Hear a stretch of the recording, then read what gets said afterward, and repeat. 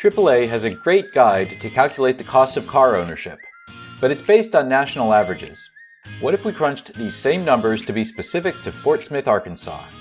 We could find out how much it costs to drive to work in Fort Smith. But what does this have to do with states?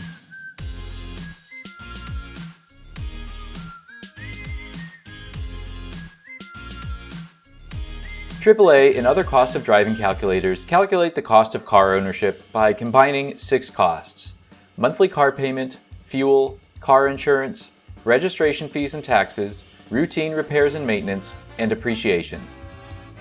I created a new spreadsheet with figures and averages specific to Fort Smith, and because a normal driver probably doesn't calculate depreciation or immaterial registration fees into the cost of daily driving, I took those figures out.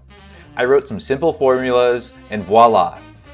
This hypothetical person spends $722 to get to work each month to earn wages of $1,176. Or, put another way, 40% of their income goes to the transportation that gets them to work.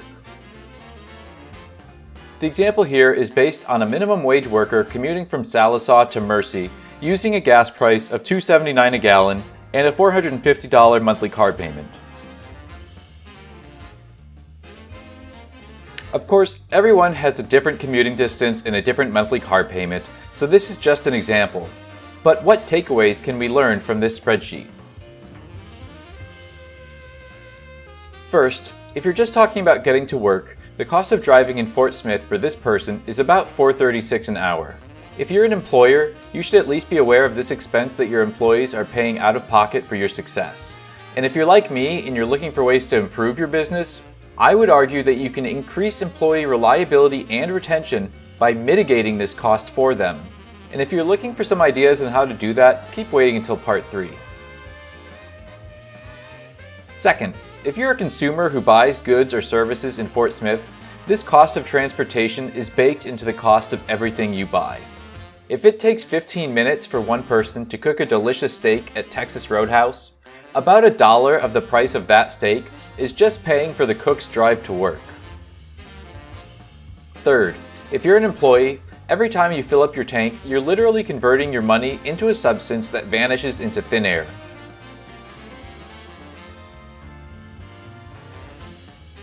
Without high transportation costs, having that extra money in your pocket would allow you to spend more in our local economy, save up for a rainy day, or invest.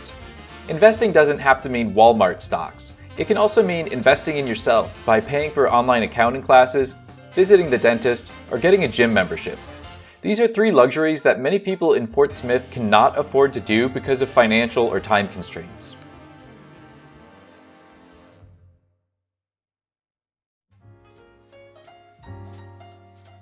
So if the cost of driving is such a significant portion of household expenditures in Fort Smith, I have 3 ideas for mitigating that cost to help employers hire and retain labor, help consumers pay lower prices for goods and services, and help employees put more of their paycheck to productive use.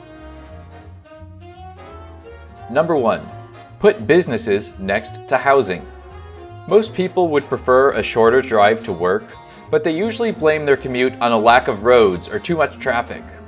But I would argue that one reason traffic congestion gets started in the first place is because of something called exclusionary zoning. Exclusionary zoning is something that we have in Fort Smith that forces people to live far away from their workplaces with the intention of preserving things like aesthetics or charm, which in my opinion is perhaps not the type of thing a government should be in charge of. Our city is already aware of the problems we created with our exclusionary zoning, which is why in early 2021 they instituted form-based codes near the downtown area. Form-based code is a form of deregulation that essentially allows a landowner to use their privately owned land or privately owned building for almost whatever they want, so long as the outside of the building meets a few requirements. But the city doesn't care about what you do on the inside of your structure. So you could hypothetically see an insurance company next door to a single-family private residence, next to a convenience store, next to a duplex, and all of these people could be walking to work instead of driving a far distance. Number 2, bicycle and walking infrastructure. If you give people a way to get to work without a car, they don't have to spend any money on a car or gas. Some of our current infrastructure is so unfriendly to bicycles and walking that it's impossible to navigate without a car. And unfortunately, those areas also happen to be where most of our lower wage jobs are. So wages and prices on roads without bicycle or walking infrastructure are inflated to pay for the cars that all of those employees need to get to work. Number 3, reduce or eliminate parking requirements. Have you ever considered what you're driving past when you drive down Rogers Avenue? It's not just billboards and buildings. About half the distance you're covering is just to get to the other side of parking lots. It's all parking lots.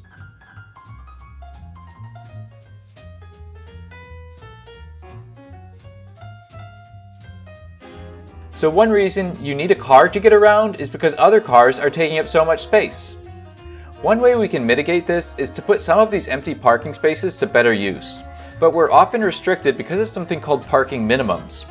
So if you consider a strip mall with a 2,000 square foot gift shop, a barber shop with 8 chairs, a sandwich shop with seating for 40 people, and a small 7,400 square foot convenience store about the size of a Dollar General as the anchor, this strip mall would require 86 parking spaces for just 4 small businesses.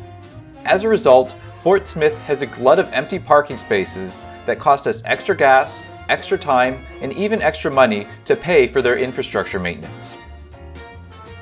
This is another situation that the city is aware of the problem, and they helped reduce some of our parking minimums and maximums last year, but there might still be some room for improvement.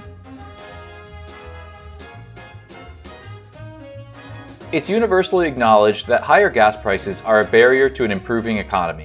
There's not much a city can do to help control gas prices, and in my opinion, it's dangerous for us to design our infrastructure under the assumption that gas prices will always be affordable over the next 20, 50, or 100 years, because that's how much longer our infrastructure lasts. So in the short term, this spreadsheet helps put actual dollar numbers to the cost of driving under today's prices.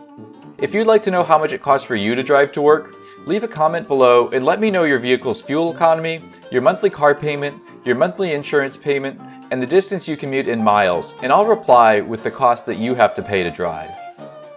But wait, there's more! Is your city suffering from any of these symptoms? These 3 strategies are proven to help improve all of these and more! Subscribe to the channel and watch more to learn how.